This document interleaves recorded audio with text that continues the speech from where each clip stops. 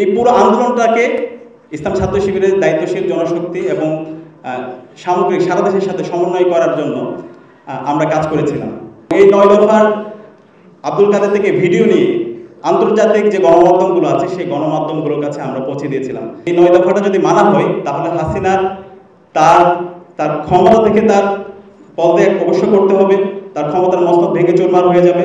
তো এই আন্দোলনের শুরুতে আপনারা যদি দেখেন প্রথম দিকে এটা কোটা সংস্কার আন্দোলন ছিল এবং 14 জুলাই যেদিন ঢাকা বিশ্ববিদ্যালয় ক্যাম্পাসে আমাদের শিক্ষার্থী ভাই বোনরা রাতে বেরিয়ে পড়ে এবং প্রত্যেকে তুমি কে আমি কে রাজাকার রাজাকার স্লোগানে পুরো ঢাকা বিশ্ববিদ্যালয় ক্যাম্পাস মুখরিত হয়।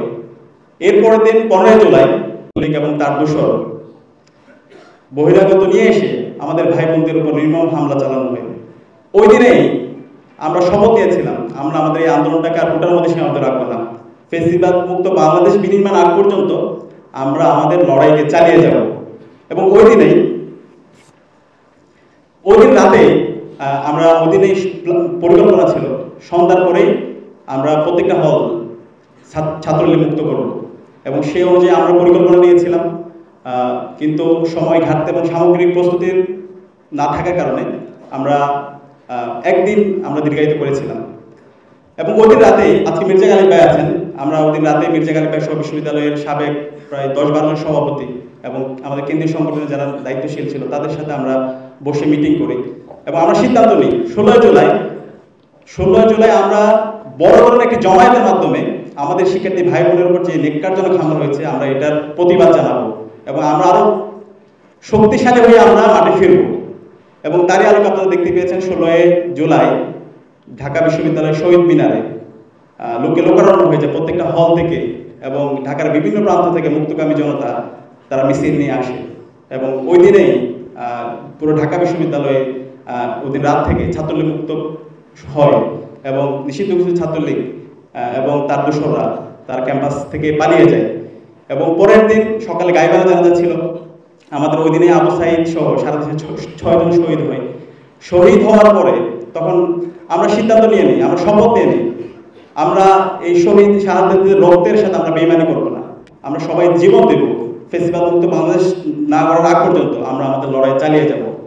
এবং এর প্রেক্ষিতে 17 জুলাই গাইবান্ধা জানাজা হয় এবং এই গাইবান্ধা জানাজায় যে সামনে কফিনগুলো ছিল এই কফিনগুলো ঢুকাতে আমাদের অনেক বেশি ব্যাগ পেতে হয়েছিল। আমরা শাহবাগকে চেষ্টা করেছিলাম, এরপরে আমাদের চাঙ্গারপুল দিয়ে চেষ্টা করেছিলাম, সর্বশেষ আমাদের পলাশি দিয়ে চেষ্টা করেছি, ওখান থেকে বাইরে পরে নীলক্ষেত দিয়ে আমাদের ঢুকাতে হয়েছে এবং এইভাবে বিভিন্ন ক্রিটিক্যাল টাইমের মধ্যে দিয়ে আমাদেরকে যেতে হয়েছে। এবং গাইবান্ধা জানাজা পরবর্তী আমাদের উপর হামলা চালানো হয় এবং ওই দিন প্রত্যেকটা হল ক্যাম্পাস বন্ধ করে দেওয়া হয় এবং ক্যাম্পাস বন্ধ করে দেওয়ার পরে একটা সংকট তৈরি হয় যে ক্যাম্পাস থেকে যে ঢাকা বিশ্ববিদ্যালয় থেকে আন্দোলনটা শুরু হয়েছে সেই ক্যাম্পাসটা বন্ধ ঘোষণা করা হয়েছে। এখন করণীয় কি করা যায়?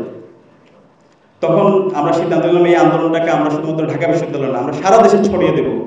মূল সমন্বয়ক যারা ছিল তাদের সাথে কথা হলো এবং কেন্দ্রীয় সংগঠন আমাদের দায়িত্বশীলের সাথে আমরা কথা বললাম, এর পাশাপাশি প্রাইভেট ইউনিভার্সিটি যারা দায়িত্বশীল ছিল ওনাদের সাথে কথা বললাম, সামগ্রিকভাবে সবার সাথে কথা হয় এবং আলহামদুলিল্লাহ এরপর দিন 18 জুলাই আমরা প্রাইভেট ইউনিভার্সিটি সহ সারা দেশে সকল আপামর ছাত্র জনতার স্বতঃস্ফূর্ত আমরা বিস্ফোরণ দেখতে পেয়েছি, যার মাধ্যমে এই আন্দোলনটা সারা দেশব্যাপী ছড়িয়ে পড়ে। এবং ওই সময় আমরা শুনতে পাচ্ছিলাম যে কোনো সময়ে ইন্টারনেট অফ হয়ে যেতে পারে এবং কারফিউ জারি করা হইতে পারে। তো আমরা তখন সবাই বসে বিশ্ববিদ্যালয়ে এখানে মির্জা গালিব ভাই আছে এবং রিফাত ভাই আছে, এরকম আমরা 7-8 জন সভাপতিরা আমরা বসে আমরা কর্মসূচি প্রণয়নের ব্যাপারে আমরা সিদ্ধান্ত নিচ্ছিলাম। আমরা এমন একটি কর্মসূচি আমরা নির্ধারণ করব, এমন কর্মসূচি থাকবে যেখানে নেতা থাকুক আর না থাকুক কিন্তু আন্দোলন চলতে থাকবে। এবং সেই আলোকে আমরা 9 দফা তৈরি করেছিলাম। এই 9 দফা আমরা 18 জুলাই তৈরি করেছিলাম এবং 9 দফা তৈরি করার পরে 19 জুলাই আপনার যারা কারফিউ যারা করা হয়েছিল, ইন্টারনেট ব্ল্যাক আউট, হঠাৎ করে ইন্টারনেট নাই, পুরো দেশে অন্ধকার, কি হচ্ছে কেউ কিছু বুঝতে পারছিল না। তো সেই সময়ে সমন্বয়ক আব্দুল কাদের সাথে কথা হয়, আব্দুল কাদেরকে আমরা সেফ রুমের ব্যবস্থা করেছিলাম এবং ওই সময়ে এই 9 দফা আমরা প্রত্যেকটা মিডিয়া হাউসে গিয়ে পৌঁছে দিয়েছিলাম এবং শিবিরের নেতৃবৃন্দ দায়িত্বশীলরা এখানে অগ্রণী ভূমিকা পালন করেছিল। এবং এই 9 দফার আব্দুল কাদের থেকে ভিডিও নিয়ে আন্তর্জাতিক যে গণমাধ্যমগুলো আছে সেই গণমাধ্যমগুলোর কাছে আমরা পৌঁছে দিয়েছিলাম। এবং আপনারা যদি এই 9 দফা দেখেন, এই 9 দফায় এমনভাবে এটা তৈরি করা হয়েছে যে 9 দফাটা যদি মানা হয় তাহলে হাসিনার তার তার ক্ষমতা থেকে তার পদত্যাগ অবশ্য করতে হবে, তার ক্ষমতার মস্তক ভেঙে চুরমার হয়ে যাবে। এর পাশাপাশি দল হিসেবে তার কোনো দলের অস্তিত্ব থাকবে না। এবং 9 দফার যে প্রথম দফা ছিল ছাত্র হত্যার দায় নিয়ে ফ্যাসিস্ট হাসিনাকে তাকে ক্ষমা চাইতে হবে, জাতির কাছে প্রকাশ্যে ক্ষমা চাইতে হবে। তো এই 9 দফার মাঝে প্রথম দফায় কিন্তু 1 দফার কথা বলা আছে, তাকে পদত্যাগ করতে হবে। তো এরপরে এই যে কথাগুলো বলছিলাম তখন ইন্টারনেট ব্ল্যাক আউটের সময় 19 তারিখ আমরা তখন এই 9 দফা পৌঁছতে হবে প্রত্যেকটা মিডিয়া হাউসগুলোতে, তখন ডিজেফাই লোকরা বসে আছে। তখন আমাদের ক্যাম্পাস সাংবাদিক যারা আছে আমরা তাদের কাছে গিয়ে তাদের কাছে অফলাইনে ফোন দিয়ে তাদের কাছে 9 দফার যে লিফলেট ছিল সেটা আমরা পৌঁছে দিয়েছি। এবং এর পাশাপাশি আমরা ট্যাক্স দিয়ে প্রত্যেকটা মিডিয়া হাউসে যারা সাংবাদিক ছিল তাদের কাছে আমরা পৌঁছে দিয়েছি। যদি আমি আমার একটা স্টোরি আপনাদের সাথে আমি শেয়ার করি, ওই সময়ে 9 দফা পৌঁছাতে হবে। তখন আমি একটা বিল্ডিংয়ে গেলাম, নতুন বিল্ডিংয়ে টুলেট, ওখানে ঢুকে নতুন বিল্ডিং জাস্ট দেখার জন্য এর মধ্যে ঢুকে ওখানে গিয়ে 9 দফার যে বিষয় যে টেক্সট আছে সেই টেক্সটটা সকল সাংবাদিকদের কাছে মেসেজ করে এইভাবে পাঠিয়ে তারপর আবার সিমটা খুলে এরপর হচ্ছে আবার ব্যাক করা। তখন দেখতে পাচ্ছিলাম আমার আশেপাশে এজেন্সির লোকরা ঘোরাফেরা করতেছে, কিন্তু আমি ওইখানে সিমটা খুলে ডিভাইস চেঞ্জ করে আবার নিচে এসে আবার হচ্ছে সম্পৃক্ত হওয়া।